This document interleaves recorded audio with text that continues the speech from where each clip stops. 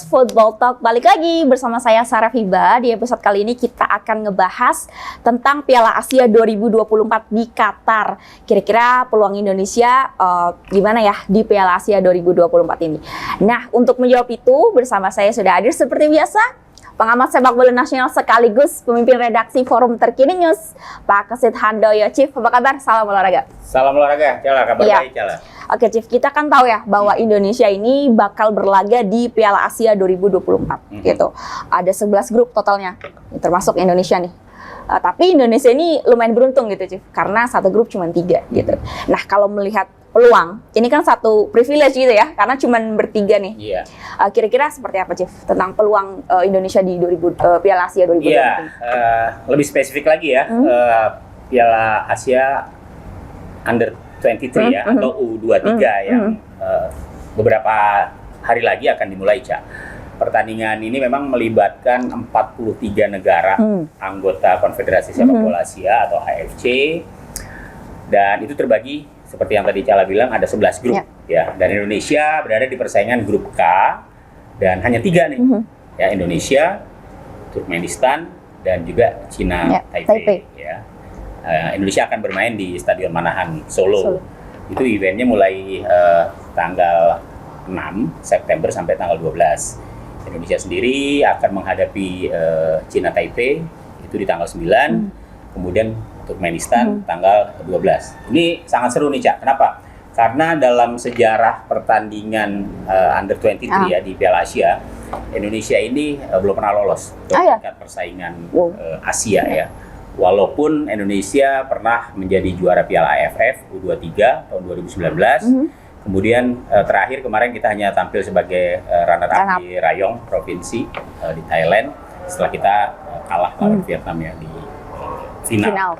Jadi U23 ini menjadi sangat bergengsi karena kalau Indonesia bisa lolos, itu akan menjadi kesempatan untuk tim Under 23 Indonesia bisa melangkah lebih jauh lagi karena Piala Asia U23 bulan April nanti ya di Qatar itu juga sekaligus menjadi ajang kualifikasi untuk Olimpiade ya, Olimpiade Paris.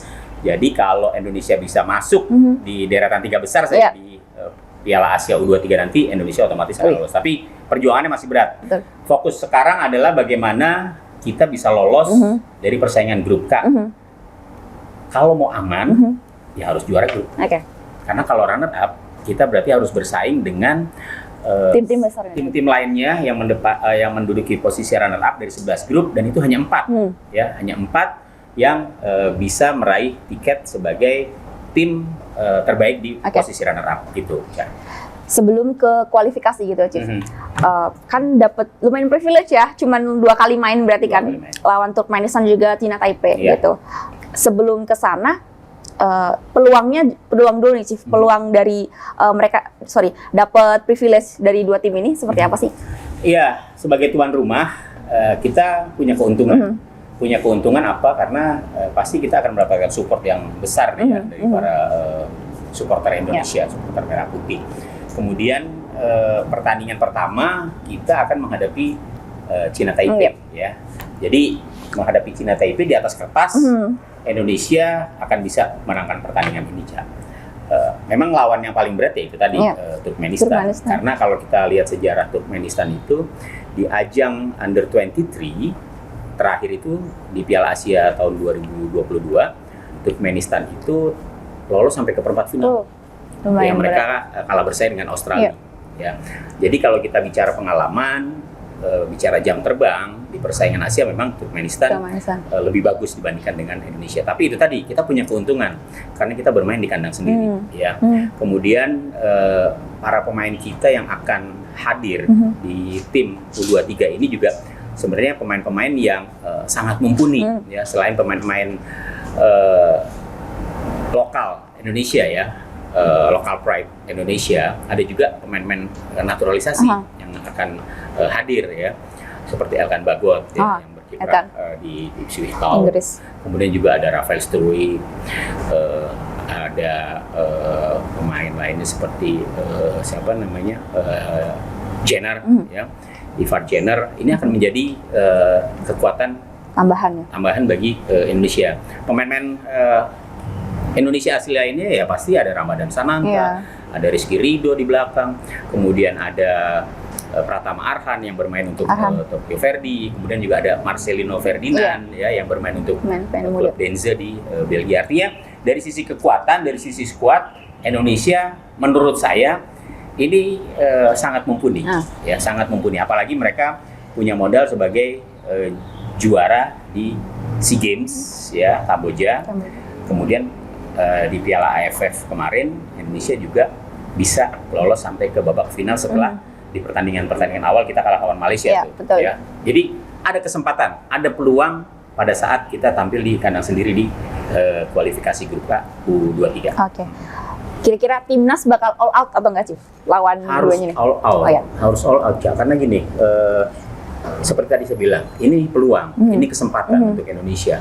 Segala daya upaya, segala kekuatan yang dimiliki oleh skuad merah putih ini harus dioptimalkan. Ya, karena kapan lagi, gitu ya? Kapan lagi kita untuk bisa meraih kesempatan tampil di Piala Asia, apalagi ajang Piala Asia di Qatar nanti tahun depan itu juga sekaligus ajang untuk kualifikasi ke Olimpiade. Gitu. Jadi harus dioptimalkan, harus all out. Tidak ada kata lain selain fighting. Gitu. Oke. Tadi ya peluangnya sebenarnya lumayan diuntungkan gitu aja. Oke. Kalau bicara kualifikasi ya, terdekat ini kan lawan Turkmenistan deh. Tadi dibilang Turkmenistan dari tim Asia lumayan berat gitu. Tapi nanti ketika head to head di lapangan, itu kira-kira gimana? Iya, Turkmenistan beda dengan Cina Taipei ya. Kalau kita bicara di Under 23, tadi saya sebutkan bahwa mereka punya pengalaman. Turkmenistan tahun 2022 itu tampil sampai babak perempat final ya. Kemudian kalau bicara sejarah pertemuan antara Indonesia dengan Turkmenistan, sebenarnya bisa dibilang berimbang. Berimbang dalam arti kata Indonesia dan Turkmenistan itu pernah saling mengalahkan. Ya, pernah saling mengalahkan sehingga ya, peluangnya sih 50-50 kalau menurut saya ya. Peluangnya 50-50, hanya keuntungan Indonesia adalah tuan rumah ya akan disupport oleh para supporter. Kita biasanya kalau tampil di kandang sendiri itu fighting spiritnya akan jauh lebih tinggi ya. Nah ini yang bisa menjadi modal untuk tim U23 Indonesia. Tapi main di kandang sendiri bukannya pressure-nya lebih tinggi gitu ya, Chief? Sudah pasti. Jadi kalau di kandang sendiri itu memang pressure yang paling terberat adalah bagaimana mewujudkan keinginan besar para supporter Indonesia dan publik Indonesia pada umumnya supaya tim ini bisa menang. Bisa lolos. Dan itu biasanya yang kerap mengganggu mental pemain juga. Betul. Sehingga kadang-kadang ada rasa grogi, kemudian ada rasa was-was takut kalah. Gitu. Tambahan beban juga ya. Tambahan beban. Nah, menurut saya ini yang kayak begini-gini harus dihilangkan ya. Mereka harus fokus di lapangan, pokoknya tampil full di lapangan 90 menit, hanya pikirkan pertandingan ya, bahwa kemenangan itu menjadi sesuatu yang wajib itu iya. Gitu. Tapi jangan kemudian supporter itu justru menjadi beban, tapi harus menjadi penambah motivasi itu.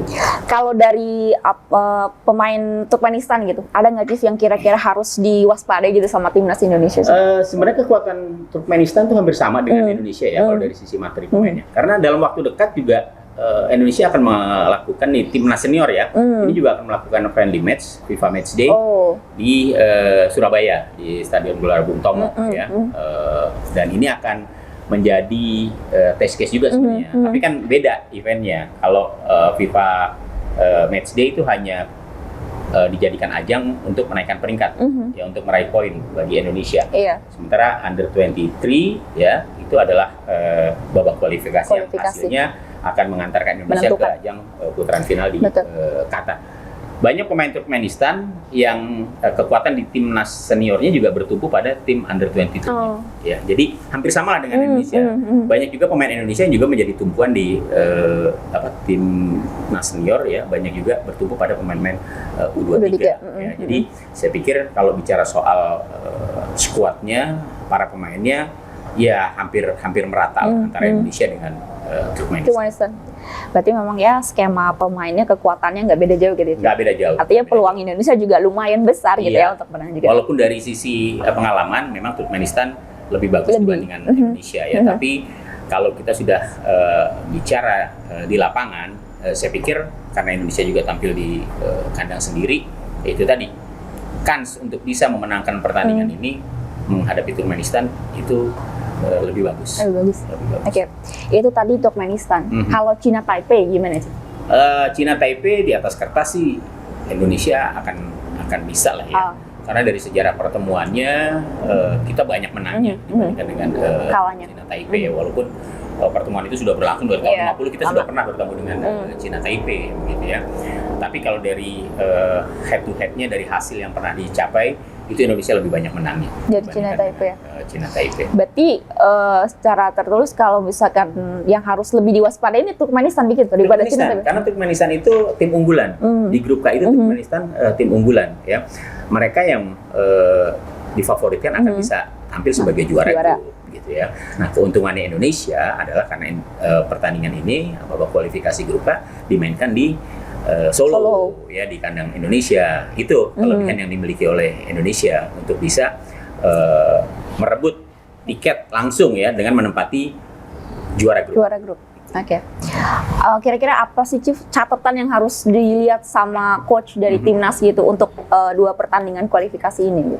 Iya, yang pertama tentunya kita harus pede lah ya. Kita harus pede bahwa baik Turkmenistan maupun Cina Taipei itu adalah tim yang bisa ditaklukkan oleh Indonesia. Ya, yang paling penting menurut saya adalah bagaimana kemudian para pemain ini fokus, ya, konsentrasi, meminimalisir kesalahan-kesalahan khususnya di lini pertahanan, ya, dan tentunya juga mempertajam di barisan depan.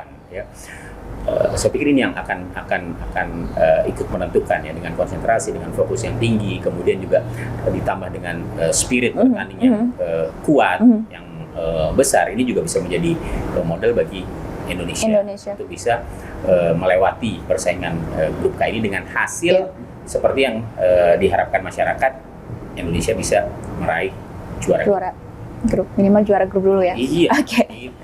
Tadi disinggung soal FIFA Matchday nih sih, sama pemain senior gitu ya, lawan Turkmenistan gitu. Nah, kira-kira gimana itu kalau? Nah, ya sama juga ya, kekuatannya antara Indonesia dengan Turkmenistan tidak jauh beda. FIFA Matchday ini menjadi ajang bagi Indonesia juga untuk bisa meraih poin ya, dalam upaya memperbaiki peringkat FIFA setelah kita menghadapi pertandingan sebelumnya melawan Argentina yang begitu dahsyat, begitu spektakuler. Ternyata nggak ada Messi ya. Tapi kita kalah 2, it's okay, nggak ada masalah gitu, karena kita tahu Argentina seperti apa kekuatannya. Nah, sekarang menghadapi Turkmenistan, saya pikir peluang untuk ya jangan sampai kalah sih ya, jangan sampai kalah. Menghadapi Turkmenistan itu sangat terbuka, bahkan memenangkan pertandingan menghadapi Turkmenistan di FIFA Matchday juga sangat mungkin terbuka, gitu ya? Sangat mungkin.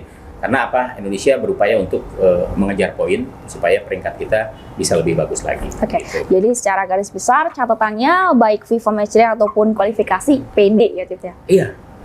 Modal utama percaya diri tapi jangan overconfident.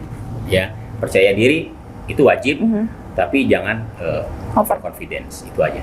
Pesan buat supporter nih, biar apa ya, mental pemain juga nggak terlalu terbebani gitu di lapangan, apa sih? Ya terus memberikan semangat, terus memberikan motivasi bahwa supporter itu adalah pemain ke-12 yang kehadirannya sangat diperlukan untuk mengangkat moral para pemain. Ya. Tapi jangan juga kemudian membebani terlalu berat kepada. Orang juga terlalu heboh ya nonton kan gitu, terlalu jadi heboh, terlalu berekspektasi tinggi gitu ya. Kemudian ketika tim kita katakanlah yang terburuk kemudian mengalami kekalahan, kemudian supporter kecewaannya dilampiaskan dengan hal-hal yang negatif ya. Jangan sampai gitu, bahwa ini adalah proses ya. Kita ingin bahwa tim Indonesia baik timnas senior maupun under 23 ini akan bisa melewati perjalanannya dengan baik, kemudian bisa mewujudkan apa yang menjadi keinginan dan harapan masyarakat.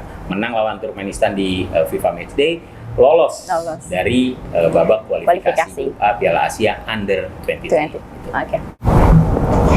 Oke Sobat TV News, itu tadi bincang-bincang kita soal persiapan timnas Indonesia di Piala Asia U23 Qatar.